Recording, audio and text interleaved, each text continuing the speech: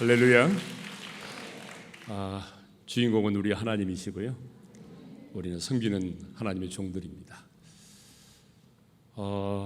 여기 와서 보니까 별나라에 와 있는 것 같습니다. 얼굴에다 캡을 쓰고 또 마스크를 쓰고 있으니까 딴 나라에 와 있는 것 같은데요. 또 반짝반짝하니까 천사들이 와 있는 것 같기도 하고 그렇습니다.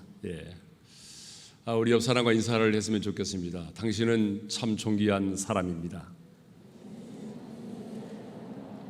이 어려운 시기에 기도의 미랄이 되고자 이 자리에 오신 여러분들, 정말 하나님의 눈에 여러분들은 가장 보배롭고 존귀한 사람인 줄로 믿습니다. 먼저 말씀을 보겠습니다. 이사야 40장 1절에서 2절까지만 보도록 하겠습니다. 원래 5절까지인데 2절까지만 보겠습니다. 이사야 40장 1절에서 2절입니다. 우리 함께 합독을 할까요? 다 같이요. 너희의 하나님이 이르시되 너희는 이로하라, 내 백성을 이로하라. 너희는 예루살렘의 마음에 닿도록 말하며 그것에게 외치라. 그 노역의 때가 끝났고 그 죄악이 사함을 받았느니라. 그의 모든 죄로 말미암아 여호와의 손에서 벌을 배나 받았느니라 할지니라 하시니라. 아멘. 오늘이 6.25 발발한 지 70년이 되는 날입니다. 이지랴 어찌 우리 이 날을. 저는 6.25 세대는 아니지만 그래도 어릴 때에 이 노래를 참 많이 불렀던 것 같습니다. 그런데 오늘이 바로 이 땅에 6.25가 발발한 지 70년이 되는 그런 날이죠. 바로 그날에 하나님의 사람인 우리가 이 자리에서 금식하며 나라와 민족을 위하여 기도하기 위해서 한자리에 모였습니다. 지금 우리는 한 번도 경험해 보지 못한 그런 세상을 살고 있습니다. 코로나19 바이러스로 인해서 우리가 모여서 예배를 드리지도 못하고 있고, 물론 현장 예배를 드리지만 너무나 많은 사람들이 영상으로 예배를 참여하고 있습니다. 뿐만 아니라 이렇게 무더운 여름철에 우리가 마스크를 쓰고 생활을 해야 되니까 얼마나 답답한지 모르겠어요. 저도 이제 마스크를 쓰고 생활하다 보니까 입 주변에 이렇게 트러블이 많이 생겼어요. 얼마나 답답한지 모르겠어요. 그러니까 여러분 지금 캡까지 쓰고 마스크를 쓰고 또 찬양하며 기도한다는 게 정말 보통 쉬운 일은 아니거든요. 뿐만 아니라 코로나19 기간이 길어지면서 더 이상 버틸 수 없을 것 같다라고 하는 소상공인들과 자영업자들의 탄식 소리가 끊임없이 들려오고 있습니다. 뿐만 아니라 취업은 물론이고 알바 자리도 구하기 힘들어서 미래가 보이지 않는다는 우리 청년들의 한숨 소리도 들려오고, 수능 시험을 치르긴 치러야 되는데 학교도 제대로 가지 못하고 수업도 제대로 받지 못했는데 어떻게 시험을 치른다는 말인가, 우리 수험생과 학부형들의 푸념 소리도 이곳저곳에서 들려오고 있습니다. 오랫동안 현장에서 예배를 드리지 못하니까 예배를 사모하는 영혼들의 탄식 소리도 들려오고 있습니다. 정말 우리가 한 번도 경험해 보지 못한 세상을 살고 있습니다. 하루하루를 너무나 힘들게 버티며 살아가고 있습니다. 그렇기 때문에 오늘 우리에게는 위로가 필요합니다. 사람의 위로도 필요하지만 하나님의 위로가 필요합니다. 그런데 오늘 우리가 읽은 이사야 40장 1절의 말씀을 보게 되면 하나님께서 이사야 선지자를 통해서 말씀하십니다. 너희는 위로하라, 내 백성을 위로하라고 말씀을 하십니다. 이사야 선지자는 우시야 왕이 죽던 해에 선지자로 부름을 받았습니다. 그리고 60년 동안 하나님의 말씀을 선포하는 선지자로서의 사명을 감당을 했습니다. 그런데 여러분, 이사야서를 보게 되면요, 1장부터 39장까지는 주로 이사야 선지자가 유다 백성들에 대한 하나님의 심판, 하나님의 징계를 예언하고 있습니다. 하나님을 배신하고 우상을 숭배했기 때문에 하나님께서 유다의 백성들을 하나님이 심판하시고 그들이 멸망을 당하게 될 것이고, 그리고 유수한 지도자들이 바벨론의 포로로 끌려가게 될 것이라고 예언을 했습니다. 그런데 어떻게 됐습니까? 그 예언대로 주전 586년에 바벨론 제국의 침략에 의해서 예루살렘이 무너졌습니다. 성전이 불에 탔습니다. 그리고 지도자를 비롯한 유수한 사람들이 바벨론의 포로로 끌려가게 되었습니다. 그런데 이사야 선지자는 이렇게 하나님의 심판과 징계만을 예언하는 것이 아니라 이사야 40장부터 66장까지를 보게 되면 하나님의 회복과 번영에 대하여서도 예언을 하고 있습니다. 그래서 오늘 우리가 읽은 이사야 40장 1절과 2절의 말씀은 하나님께서 회복에 관한 메시지를 주시면서 가장 먼저 주셨던 그런 말씀이죠. 자, 하나님께서 지금 이사야 선지자를 통해서 내 백성을 위로하라고 말씀하셨는데, 그러면 위로의 내용이 뭘까요? 위로의 내용은 2절 하반절에 이렇게 되어 있습니다. 자, 우리 한번 읽겠습니다. 다 같이요. 그 노역의 때가 끝났고 그 죄악이 사함을 받았느니라. 그의 모든 죄로 말미암아 여호와의 손에서 벌을 배나 받았느니라 할지니라. 자, 포로된 유다 백성들에게 하나님께서 주시는 위로의 메시지가 뭐냐 그러면요, 노역의 때가 끝이 났다는 거예요. 더 이상 바벨론 포로 생활 70년 이제 더 이상 할 필요가 없다는 거예요. 그리고 그 모든 죄악이 사함을 받았다는 거죠. 그리고 죄값을 다 치루었다라고 말하죠. 여호와의 손에서 벌을 배나 받았다라고 하는 말은 이제 죄값이 완벽하게 치루어졌음을 말하고 있는 것입니다. 이스라엘 백성들이 바벨론 70년의 노역을 통해서 그 죄값이 지불되어졌고 그들의 죄가 사함을 받았다라고 하는 이 말씀은 오늘 저와 여러분들에게는 무슨 말이겠습니까? 예수를 믿음으로 말미암아 우리가 모든 죄값이 지불되어지고 죄로부터 자유함을 얻게 되었다라고 하는 그런 말이겠죠. 예. 이 땅을 살아가는 우리들에게 있어서 최고의 위로가 뭘까요?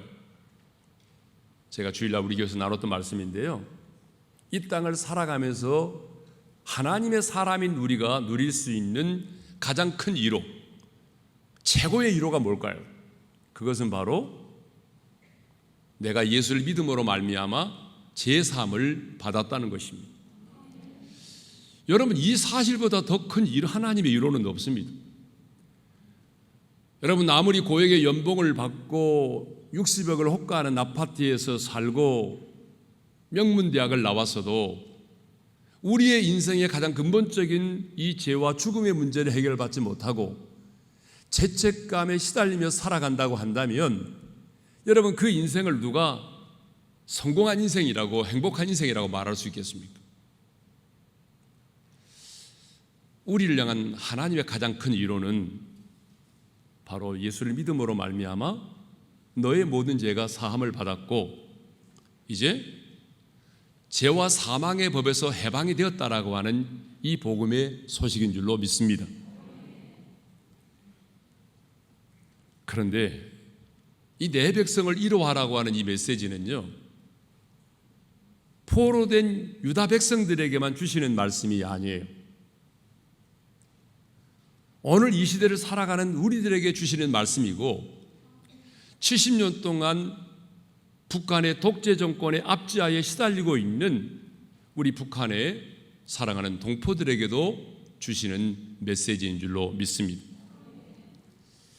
여기서 위로한다라고 하는 말의 의미가 뭐냐 그러면요, 다시 숨쉬게 한다라고 하는 말입니다.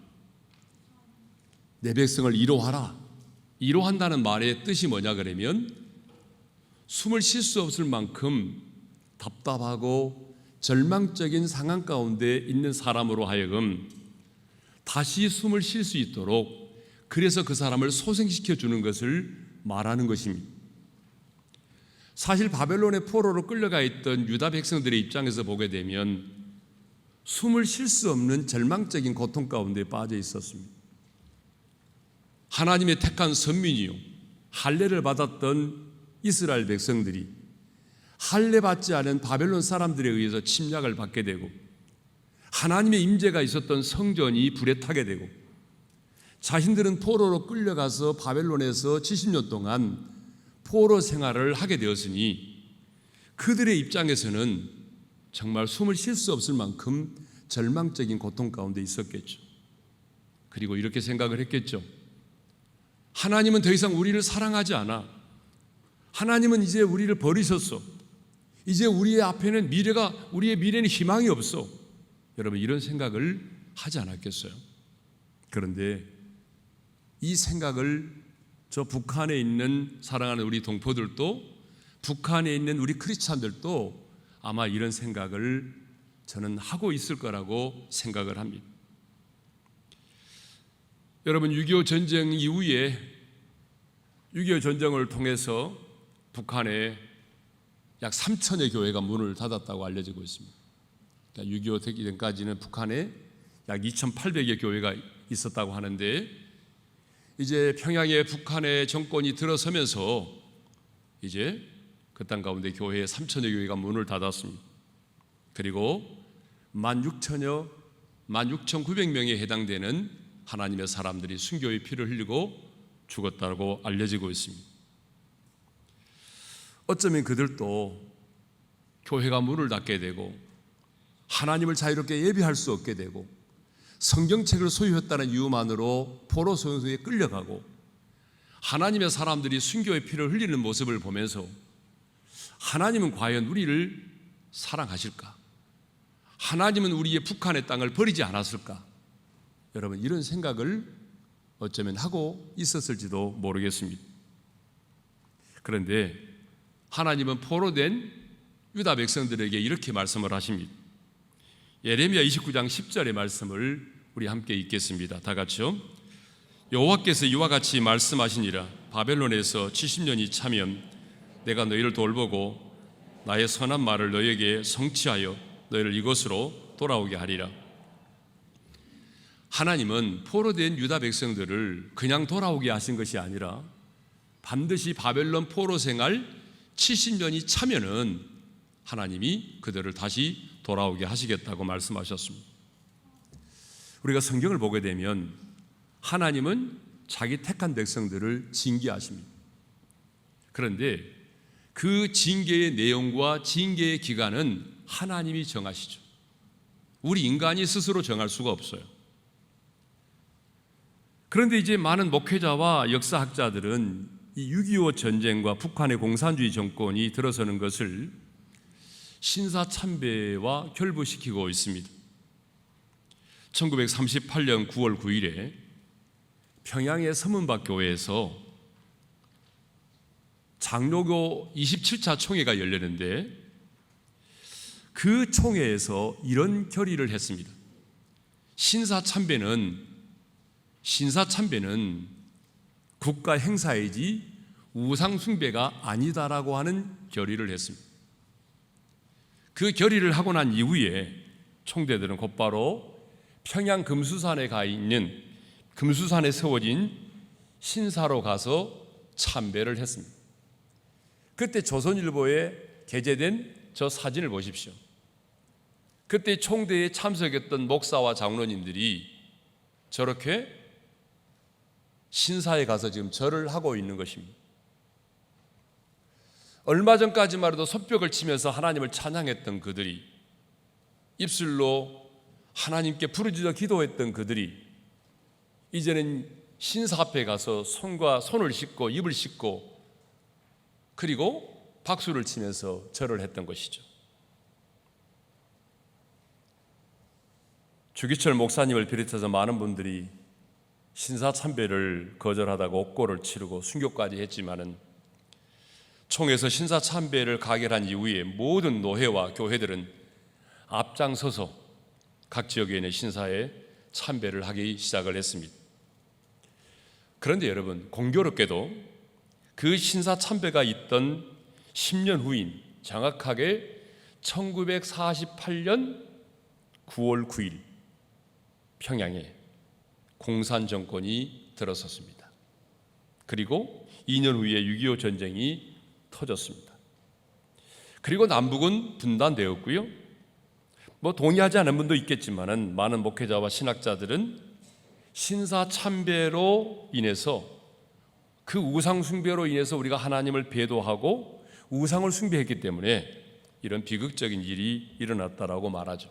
우리가 성경을 봐도 남유다와 북왕국 이스라엘이 왜 나뉘어졌습니까? 그 이유는 솔로몬의 우상 숭배로 인하여 나뉘어졌던 것입니다.